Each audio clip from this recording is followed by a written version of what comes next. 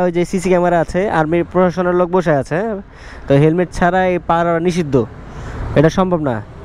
তো কোনো রকমভাবে যদি এখান থেকে হেলমেট দিয়েও যায়, এটা ক্যামেরা ধরা পড়লে ঝামেলা যাবে।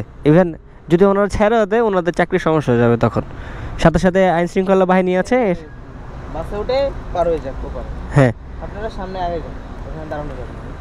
বুঝতে পেরেছি। না ভাই, একটু আগে যাই, পদ্মা সেতুর উপরে যাই সেলফি ওঠা। হ্যাঁ, পদ্মা সেতুকে দাঁড়ানো যায়। 1-2 মিনিট বেশি দাঁড়াবেন না। বুঝতে পেরেছি। তারপরে দেখা যাচ্ছে 1-2টা পিক তুলে আপনারা চলে যেতে পারবেন। বুঝতে পেরেছি। হ্যাঁ, ঠিক আছে। আশেপাশে তো দাঁড়ানো যায় না, তো সুন্দর একটা সিস্টেম পদ্মা সেতুতে, হেলমেট ছাড়া কোনো যাত্রী বা যদি পিলিয়ন থাকে হেলমেট ছাড়া এই টোলও নেবে না, পারাপার করতেও দেবে না, হেলমেট মাস্ট।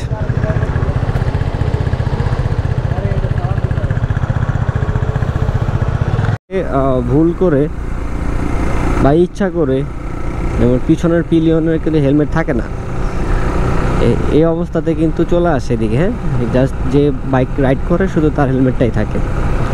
তো এরকম ভুল করেন না ভাই এই পদ্মা সেতুতে অ্যাটলিস্ট ওঠার সময়।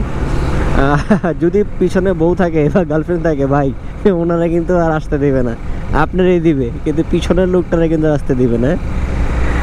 তো লাস্টে কী করতে হবে, যেরকম ট্রাকের উপরে আপনার গার্লফ্রেন্ড বা বউটারে উঠাই দিতে হবে, তারপর পদ্মা ব্রিজ পার হওয়ার পর আবার আপনার বউ বা গার্লফ্রেন্ডরা আবার নিবেন বাইকে।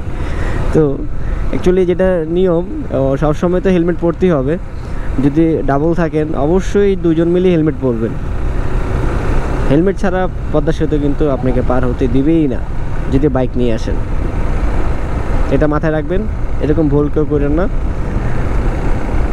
ওকে। যদিও আমার পিছনে একজন ছিল রাজ্জাক ভাই, হেলমেটটা পরে গেছে আর কি, পরে বলতে কি মানে মিসিং হয়ে গেছে হেলমেটটা। এনি হাউ কই রাখছি, অনেক জায়গায় বইছি, ও ভুলেই গেছে কই রাখছে, যার কারণে ওনারে আর আমরা পারি নাই সাথে করে আনতে। আইন শৃঙ্খলা বাহিনী ছিল, মানে ডিফেন্সের লোক ছিল। রিকোয়েস্ট করো লাভ নাই, কজ আমরা আইনের বিরুদ্ধে বা আমরা কোনো রাইট রুলস নিয়ে তাদের কাছে অ্যাপ্লাই করি নাই, হয়তো আমাদের অপরাধ ছিল, এর জন্য আমরা অপরাধের তারা সাপোর্ট দিবে না। কিছু করার নাই, ওনারা ট্রাকে উঠাই দিছি।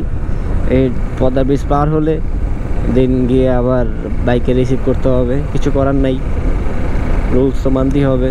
তবু পদ্মা ব্রিজ পার হওয়ার পরও আমাদের ওনারা পিছনে হেলমেট ছাড়া নেওয়াটা উচিত না। তবু কী করবো ভাই, মানুষ তো, আর ওনাকে তো ফেলে রেখে যেতে পারি না। যাই হোক, এই একটা ছোটো মেসেজটা দেওয়া দরকার ছিল, আমি সবাইকে দিয়ে দিলাম। ধন্যবাদ, সবাই ভালো থাকবেন। আসসালামু আলাইকুম।